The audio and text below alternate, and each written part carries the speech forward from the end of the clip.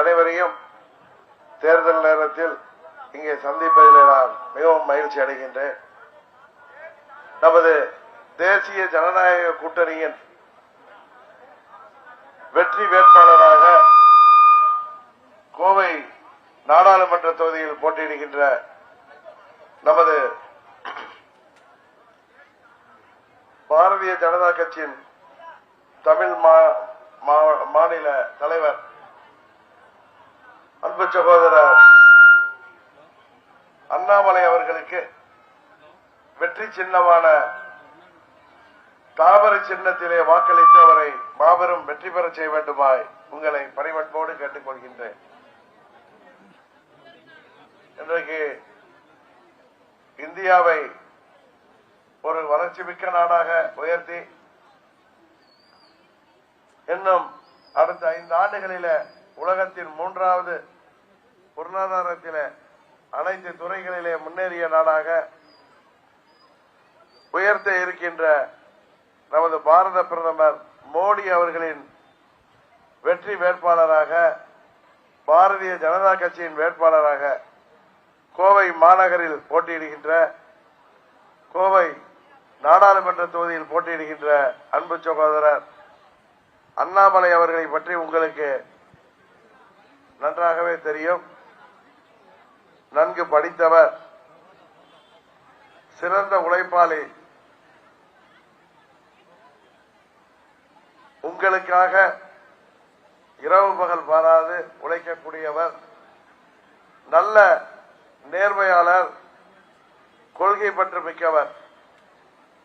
இன்றைக்கு கூட காலை 7 மணியிலிருந்து அவர் பிரச்சாரத்திற்காக தொகுதி முழுவதும் சுற்றி வருகிறார். என்னோடு எப்படியும் இந்த ராமநாதபுரம் கூட்டத்திற்கு வர வேண்டும் என்று அவர் ஆர்வமாக முயற்சி செய்தோம். இன்னும் 6-7 இடங்களுக்கு சென்று அவர் பிரச்சாரத்தை முடிக்காமல் திரும்பினார். மறுபடியும் அங்கே செல்வது இயலாத காரியம் என்பதால்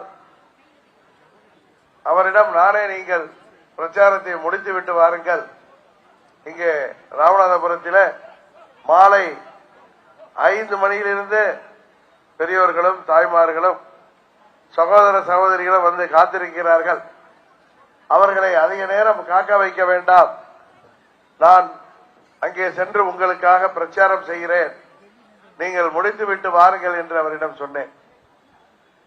அந்த அளவிற்கு நல்ல நண்பர். இன்றைக்கு தேசிய ஜனநாயக கூட்டணியில்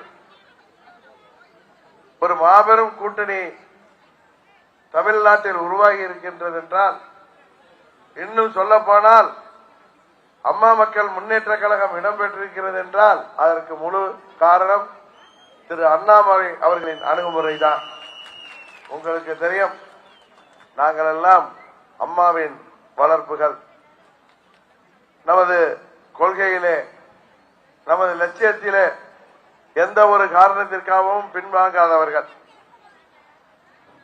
சிலர் நினைப்பது போல் இல்லாமல் எந்த ஒரு எதிர்பார்ப்பும் இன்றி மீண்டும் 3வது முறையாக இந்தியாவின் பிரதமராக மோடி அவர்கள் வந்தால்தான் அது நாட்டின் பாதுகாப்புக்கும் நாட்டின் வளர்ச்சிக்கும் அதுதான் சிறந்தது என்கிற அடிப்படையில் நான் திரு அண்ணாமலை அவர்களை 3 மாதங்களுக்கு முன்பு சந்தித்த பொழுது அவரிடம், நாங்கள் உங்களுக்கு நிபந்தனையற்ற ஆதரவு தருகிறோம், தமிழ்நாட்டில் இன்றைக்கு ஆட்சி செய்து கொண்டிருக்கின்ற மக்களை ஏமாற்றி இன்றைக்கு ஆட்சியிலே அமர்ந்திருக்கிற தீய சக்தி திமுகவிற்கு தக்க பாடம் புகட்டுகின்ற விதமாக இந்த நாடாளுமன்ற தேர்தலில் தமிழ்நாட்டில் நாம் அமைக்கின்ற கூட்டணி மாபெரும் வெற்றி பெறுகின்ற விதமாக கூட்டணி அமைப்பதற்கு நான் நிபந்தனையற்ற ஆதரவு தருகிறேன்.